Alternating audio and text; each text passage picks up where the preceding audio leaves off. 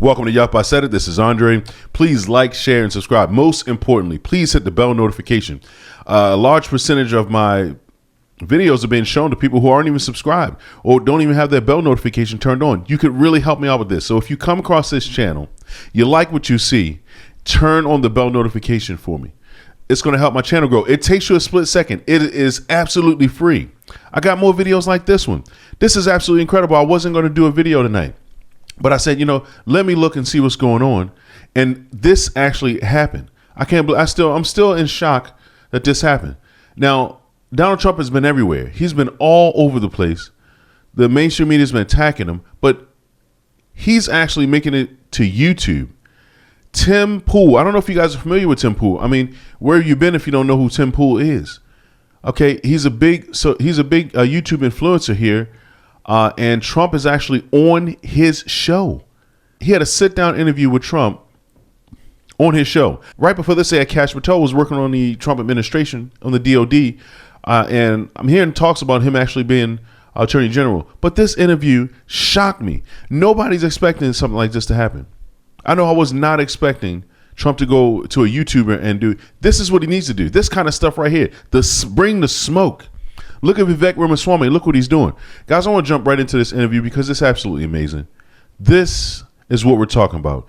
Getting to the grassroots. Talking to the people. Talking to the real people out there who are supporting you, who got the big platforms, who have the influence right here. Very important. So let's go ahead and jump right in, guys. I'm just going to do small reactions. I want you to hear what Trump had to say. Tim Pool has some really good questions, and I'm going to let him go. Thanks for sitting down. I really do appreciate it. So I know you don't have a lot of time, so I'll just we'll jump right in. Okay, good. We had a couple polls we went over on our show, IRL. Young people, surprisingly, immigration is a top issue for them now. I was talking to a young guy, he's 26. He says he's watching what's going on in New York. He owns a business. He can't afford to buy his own house. He struggles to be able to support a family. And I know that you've said that there's going to be the largest deportation effort in your next term. How do we do it? So millions and millions of people are coming into our country, and it's not necessarily exactly what we want or had in mind. They have open borders where people just flow in. And many of those people are coming from prisons. Many of those people, frankly, are murderers and they're drug dealers, and they're coming from mental institutions, and they're coming from places that are not going to work very well. It's not going to be very good for our country. So we're going to start with that, and we have to get them out. No country can sustain what we're going through. I believe the number is 15, 16 million, could even be 17 million people right now. That's bigger than almost all of our states. I think it's freaking out young people. How do we do it, though? I mean, is it going to be new personnel? It will really be done with local police. The respect has been taken away. The honor has been taken away from our police forces. They're not allowed to do anything. And whether it's libertarian or not libertarian, you have to have law and order. You can't have 500 people walking into a department store and just walking out with everything they have. And we have to give honor and respect back, and I believe immunity, because so often when a police person does their job, they end up with no pension, they end up with no house, they end up with no family. Everything's taken away from them. They have to get their own lawyer. So we're going to give them back their dignity and their strength. The local police know the criminals that we're talking about. They know their first name, their middle name, and their last name. They know everything about them. And we're going to have to let them do that. And they will bring them in. We have no choice. And these are, in many cases, and this is from all over the world, not just South America, which is big enough, but they're coming in from the Congo. They're coming in from all parts of Africa. They're coming in from all parts of Asia. And it's an invasion into our country. And no country can handle this. So we're going to have them taken out. Local police, we're going to work very closely with the local police. And it's been done before. We had Dwight Eisenhower, believe it or not, did the biggest deportation. He pretty much stopped it. Strange that we mentioned Eisenhower because you don't think of him that way, but he did a massive deportation where people were pouring in. The next big question that we get a lot is, there's two components to this. The first is me. Before he asks this next question, every American I talk to, it's important to me that people come in here legally. That means you go through the proper paperwork. My wife did it. I have many friends that actually came in the legal way, and if one person can do it, someone else could, man. You know, there's no reason to have a bunch of illegals just pouring into your country, and you don't even know who they are. Like Trump saying, they're murderers. A lot of these people are felons. A lot of these people are, coming from mental institutions. That is a bad deal right there, man. Coming from everywhere. We're asking for it. We're absolutely asking for it. And Biden's kept these borders open purposely, and with no penalty. You know, so we're just. I see illegals every day. I go out every day. I go to the stores. I see illegal people, man. Libertarians here, we want to see firings. We want to see in the bureaucracy corrupt. I agree. Individuals, the bloat. On top of that, without getting into the specifics for obvious reasons, the things that they're doing to you with the court system is not just to you. It is to me. It is to everyone who voted for you in 2020. It's true. Are we going to get some good personnel in as Attorney General, Deputy Attorney General, and in the CIA, right, and see some prosecutions? So we had some great people because our trade numbers were fantastic. The jobs we did on trade, the jobs we did, frankly, in the military underneath the terrible television generals who were absolutely terrible, but we have incredible people. You know, we defeated ISIS, and we had no new wars because they were concerned with us. I had no wars at all. I finished off a war that we were in for 20 years, but we had no wars. And we have to get the right people. It's all about the people. So when I first came here, I was only in Washington 17 times in my life. All of a sudden, I'm president. And I really knew nobody. I relied on people. Some were good, some were rhinos, some gave us some bad advice. And generally speaking, we had very good people. But we had some that we have to do better. Attorney General, we have to get a great Attorney General. And I'd work with the Libertarian Party on that. I think it's very good because, you know, I view the Libertarian Party as almost a party of common sense, largely of common sense. And I say that about the Republican Party, too. We're a party of common sense. You want borders, but you want fairness. You want a lot of things that a lot of other people don't talk about. So we will work with a lot of people to get the right people in. The difference is I now know sort of everybody. Yeah. And I'm not having to be relying on people that I didn't know very well and listen to their recommendations. And I think we're going to have phenomenal people. I know the people. I know the good ones, the bad ones, the weak ones, the strong ones. I think we're going to have great people. We're friends with Kash Patel. He was on the show just before you, and that gives me a lot of confidence. Yeah. Well, Kash is fantastic. Yeah, absolutely. He's an example of a good one.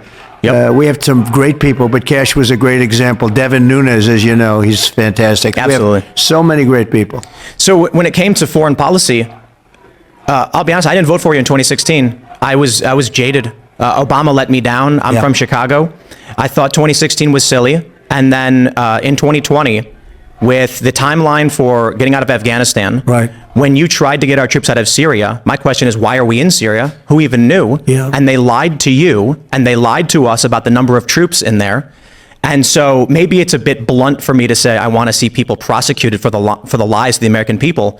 But in terms of foreign policy, perhaps it's a little bit of a biased interview, but I think you're the greatest president of my lifetime. Oh, I appreciate it. And ending the wars that we should not have been involved in. Now the fear is World War III. Yeah. What are you looking at when you enter your next term to stopping the escalation? Well, first of all, I'm the only one that is going to stop World War III because this man can't put two sentences together. He doesn't know what he's doing, doesn't know where he is. And amazingly, it seems like he's going to be running. You know, it's a lot of people say, do you think he'll make it to the starting gate? Well, we'll see what happens. But if you look at Viktor Orban, because we don't want to see wars. I don't want to see wars. I was in no wars other than we finished a war with ISIS and we completed it, 100% complete. But I don't want to see wars. I think it's so horrible, so unnecessary, so costly in terms of lives and money in that order. And destroying these countries, you know, you're destroying culture. When you look at Ukraine, that would have never happened if I were president. You look at the October 7th attack on Israel, it would have never happened. I look at your policies, I see secure the borders, bring jobs back. I look at the Democrats and many Republicans, and it's foreign war and foreign expansion. That's right. What is that? I think it's just a failed mentality. It's crazy. You can solve problems over a telephone.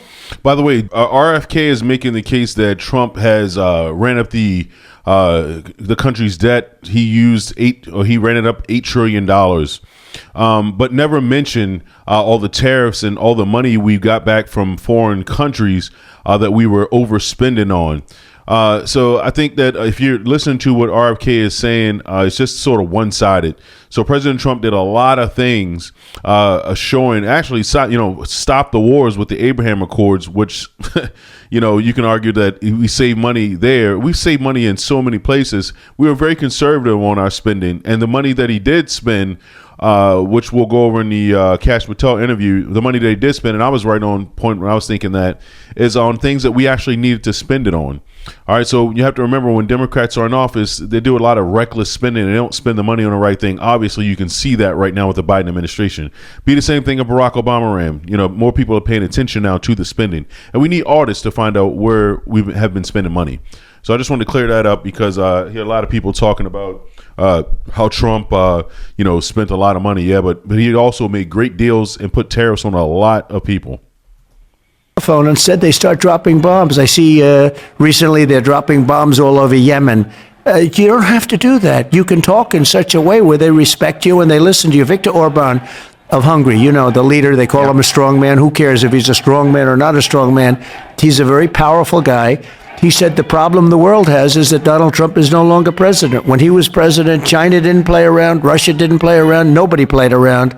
And we had no problems. Today, the whole world is on fire. I heard that funny, there's a conversation from a phone call where you said that there was, they maybe thought there was a 5% chance you'd nuke them. That's well, and so it kept them in line. It's kind of scary to think about, but you take a look at the weakness we have now with Ukraine and the money that we are wasting. I'll bring it back to the economy. This young guy I was talking to about immigration. Actually, I'll put it this way. There's a viral video where a young man's screaming that we're sending hundreds of billions to a country no one's ever heard of. Right. And young people are hurting in this country. Do you see any direct economic policy that is on your list for 2025? Direct economic, but also direct in terms of warfare. We're spending hundreds of billions of dollars all around the world. But when you look at Ukraine, we're giving all of this money. Europe, which is much more affected by that war than us, is spending just a tiny fraction of what we're spending. And you say, does anybody at least get involved in this? But more importantly, I will end that war. I'll get it ended. Putin respects me. Zelensky respects me. I know all the players. And I want to get that war ended. It's a horrible war. It's a terrible, there's no good war, but that's a horrible war. And to think it would have never started. It would have never started if the election turned out like it should have turned out. That war would have never started. I mean, and the number of lives we're talking about is far greater than the numbers that you hear. When they blow up a town, or when they blow up these buildings, these massive buildings, surprisingly, these are big. That was my business. These are big, powerful buildings. And they come tumbling down to the ground and they say nobody was injured. A lot of people were killed. Yeah. And the numbers are a lot different than you think. You will see that happening. When those numbers really get announced, you're going to see it's much worse than people think. I want to say something about that, because I think what Trump is saying is so important. The choice that we make on who's going to be the leader of the free world. The difference between the conservative and the Democrat, or the liberal and the Republican, whatever you want to call it, the difference is the conservatives make good choice, and we read in between the lines. We use great discernment about who we're going to pick. We hold them accountable to do what they say they're going to do. Our base is very serious about these kind of things. And as you can see, the Democrats have chosen Joe Biden simply because they can control him. But the Biden administration overall is the war machine. They want someone that can, that will and is willing to fund the wars. All right. So this is a part of their culture. Like you said, it's a failed mentality. This is how it's been for them. Like I just met someone the other day. It's always been wars. That's just how it is. No, it's not just how it is. It's not just how it is. OK, we don't need foreign wars. It infuriates me that we fund wars and we send teenagers out to die and nobody really cares about it. And they use our taxpayer dollars to do it. And we have no choice in it. This time it's not going to happen. We're not going to go for the crap. We're just not going to tolerate it. At the Libertarian Party National Convention, they had one of their, I believe one of their presidential nominees said he wants to see Fauci, the heads of Moderna, Pfizer, Biden, and you locked up for what happened during COVID. I don't agree with them, but there is a big sentiment. Elon Musk tweeted, prosecute Fauci. Fauci lied to Congress about the gain of function research that was going on, and now we have testimony. Well, that, I'm the one that stopped the funding, and this was funding from before me. I'm the one that stopped the funding. Fauci wasn't a big player in my administration like he was after I left. I mean, Biden made him the king of everything. And if you take a look at that, Fauci was not the big player with me that he was. And in fact, I did things that he didn't want to do. He wanted to keep it open to China. I said, you got to close it to China because it was all coming out of China. It was coming out of Wuhan, which I said right at the beginning. But the other thing is, and what people don't realize, I believe in federalism. I gave the power to governors. Some governors did a great job. In all cases, they were Republicans. And some, like in South Carolina, Henry McMaster, kept everything open. Others didn't. The Democrats did a bad job, very bad job. But basically, I gave that power over the states. I gave it to the governor. I gave it back to the states. And I think it's something which, when people realize that, it's something that they respect. Will there be accountability for the lying to Congress when you get to appoint your new AG, deputy AG? Yeah, and we'll take a look at statute of limitations because, the statute of limitations are quite long, and we're going to be looking at that very seriously, yeah. I got one big question for you. So part of my family comes from Korea. Good. And you did what I think is one of the most tremendous things. You crossed the demilitarized zone into North Korea with no security as a sign of goodwill and peace with the hostile nation. And I've had people tell me it never happened, so I think people need to know about it. I'm wondering if you can just tell me, how did that happen? How did it come to be? And it hasn't happened since. Yeah. John. And when I met with, with the handoff, you sort of meet with the previous president for a period of time. The meeting lasted for quite a while. With President Obama, you sit in the Oval Office and you talk, and the press is outside, and you talk for a little while. He said the single greatest threat we have is North Korea. And I said, have you called them? Have you tried to talk to them? Little things like that. And didn't matter what the answer was. He felt that was the single biggest threat in the world was North Korea. And as you know, there was certain hostility when I first started, and all of a sudden it boiled down to something that was very beautiful, the way it happened. And I got along with him very well. And I will say that if Hillary won that race, you would have had a nuclear war and millions of people would have been killed. Oh, yeah. And you weren't even close to that. It never happened. It was never going to happen. I got along great with him, and it just never was going to happen. Were you at all? No wars under Trump. Who can refute that?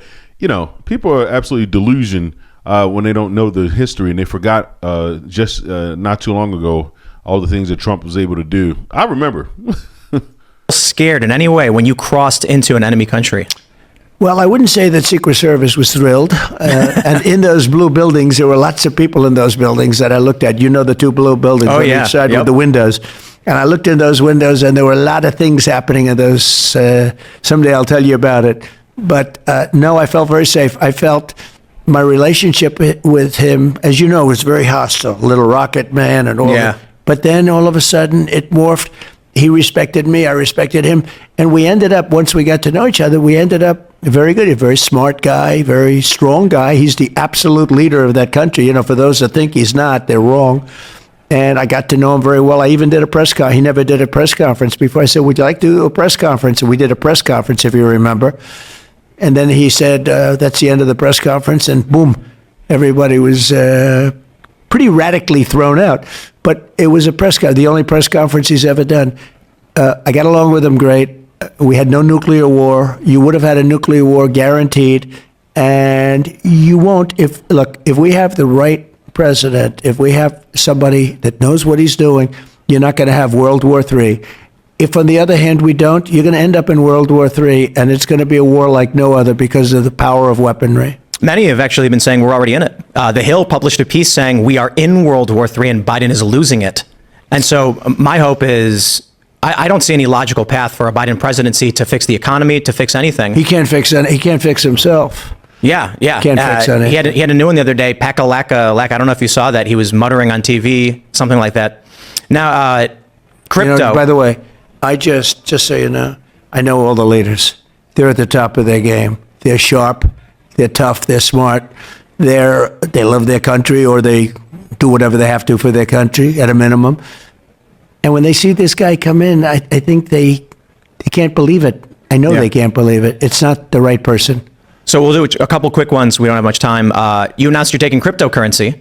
What we're doing is we're backing it as a form of, as a field, and we have to, because otherwise somebody else is going to be doing it from another country. And as you know, they're already trying, and it's going to happen, and we're going to help it happen.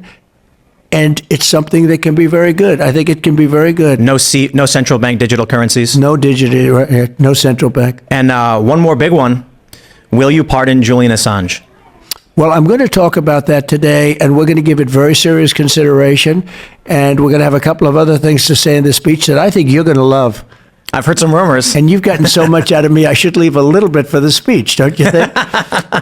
Mr. President, it is an honor and a privilege. I My really honor. do appreciate you sitting and down you're with very me. respected, I have to say. When I Thank you. did a little research, Yeah. and some of my guys said, and I've met you before, but Yeah. they said just a very respected guy. It's my honor.